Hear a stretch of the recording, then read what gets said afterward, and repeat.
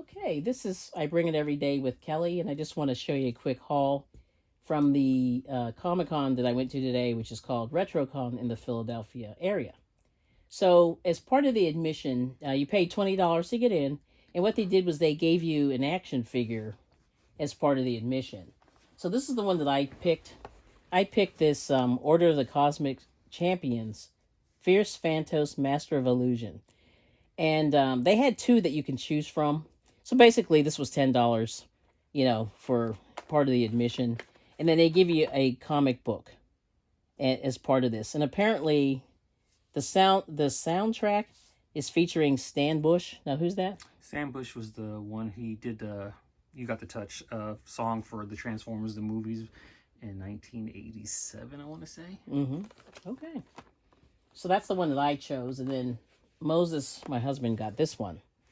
Mechanigool. Monstrous mixture of science and sorcery. He looks kind of like Skeletor. But okay. And but it's cool. And then once again, you get the comic book on the back, which I haven't looked at yet. So there's that. Now, you got a bunch of action figures you can see there. Let's do this first since the lightsaber's here. So this is from Star Wars, right? And it's green. Anything else? So, funny story behind the lightsaber. I've been looking for a lot of lightsabers, mostly like blade builders, and I plan to do a pretty big project with it. And this in particular one had a funny story. So when I asked for if he had any more, he replied that his daughter was constantly messing with him, hitting him with it. So he decided he's going to take it and sell it, which I thought was kind of hilarious. So there's that. Okay. So, sorry, kid. Yeah, that's very sad. See, that's what happens to your toys when you're bad. Okay, we're moving along. So now who's this guy? That is Mantenna. He is from the She-Ra series, part of Hordak's group. Okay, and I'll show you his back. His eyes pop up when you hit the lever. Yeah. So you gotta... All right, so let me see if I can do this without causing mayhem. Yay! He needs a paint job on those eyes. Yeah, but it's not bad. But like I said, these toys are played with, and I think that's pretty funny. That there's so many toys. Like, I know I didn't grow up with too many toys, so for me, this is all quite interesting. Yeah, who's this guy? That is Orko. He's from the He-Man series. Mm-hmm. Looks like he's wearing a witch's hat or some witch's hat. He's a wizard. Okay. Kind of okay. Yeah. All right, and he's got a 0 or an O. Orko. That's his name. Yeah, that's an O. Okay. There's that guy. Now, who's this? That is your best friend, Manny Faces. I mean, not Manny Faces. Moss Man. Moss Man. And what are his powers, or what's his deal? He is like a plant dude. He's a plant. So he's got this fuzzy. Yeah, he's pretty much Beast Man. From a same mold, with green, and they put flocking on him, which is that stuff that you see on like dioramas if you want to make grass and stuff like that. But that's pretty much him. Right. Then we got another Moss Man. He's in pieces, so he has to be repaired. But I'll show you. I think he's in better shape with the flocking than the other one. Yeah, if you that's see. Why I picked him. Yeah, he's good. And we were lucky. We looked like we got one for free, maybe? I don't know. But anyway, but he needs a repair. So we have his legs, but I just don't want to break him. But I just want to show you the kind of the difference or the sameness in the flocking. But he does look pretty good. Yeah. So there's that guy. Then we have two He-Men. I'm going to do the first one. So who's this guy? What's the difference? So that's battle armor He-Man, or battle damage He-Man. If you hit the chest twice, one slash will appear. Then it hit the second time, the second slash will appear. Okay. 1 slash and 2 slash. Okay.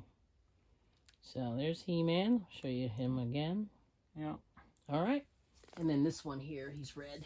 Got a red. Oops. So red helmet. That is the Thunder Punch He-Man. He weighs a lot more because he's got like a serious spring. So with him, the old gun caps, there's a backpack where you put in one of the caps, and when you twist his hip, he'll trigger the cap that makes that thunder sound, I guess, which is supposed to be the Thunder Punch. Okay. But yeah.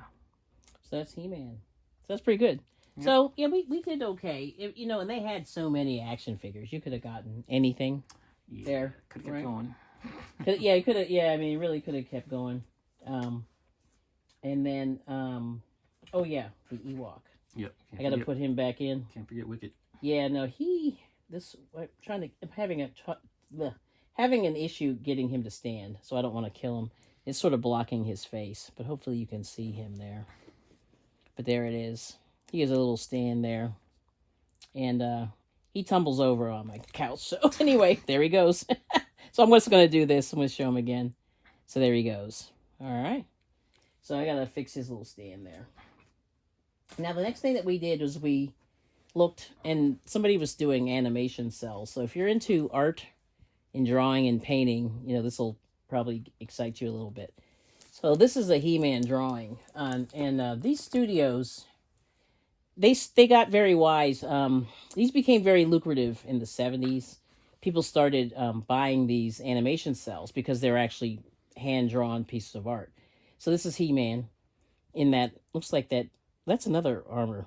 Looks like that has a little cross on it. That's the original. Is that the original? Mm-hmm. Okay, so that between the two. All right, cool.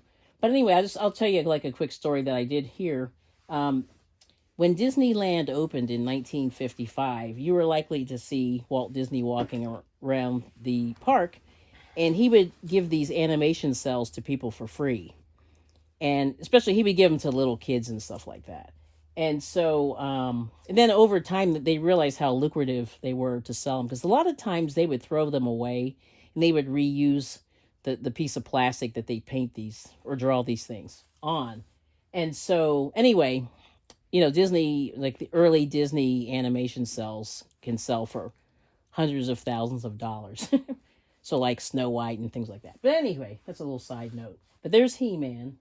And then the other one that we saw, because we like Ghostbusters, is Slimer. So the nice thing with Slimer is we get the colored cell, but also the production drawing. So as you see, there's the drawing, and then the cell. These aren't lined up well, but you can kind of see. And this is all hand-drawn, hand-painted. So what they do is they make the drawing first, then the artist will trace the drawing onto the cell and then paint it from reverse. So what you get are the really nice colors. And, if you can get these framed, it's better. But, of course, it costs more and all that stuff. So anyway, there's that. But the best one that we found was this. This is She-Ra.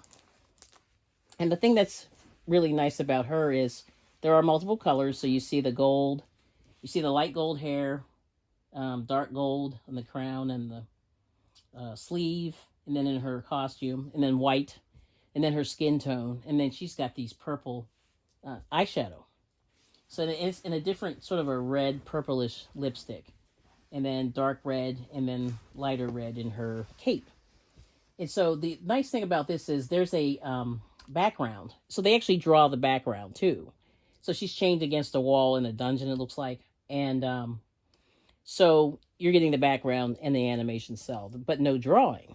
So anyway, so if you're out there shopping for these things, if you can get the background, you're going to pay more. So, and then the other thing is the size. So as you see, She-Ra is huge. She's probably 12 inches. I'm guessing 12, maybe 13 inches tall and wide. And sometimes you see animation cells, they're only like an inch high.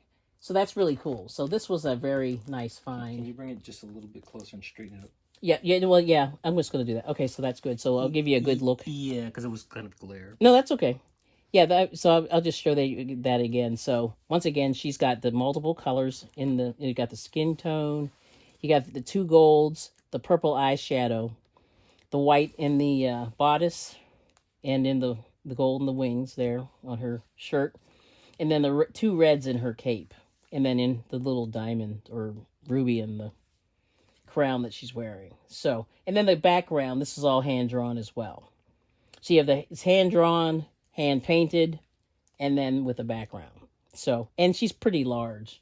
And just, if you see my hand, this is like two of my hands high, just about. And wide. Yeah, she's pretty wide.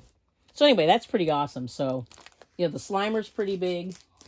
But, She-Ra is definitely way bigger. And I'll just put that there. In the background. Yeah, in the background. Yeah, in the background. So that's kind of what we have. So if you just sort of, I'm going to just line them up like that.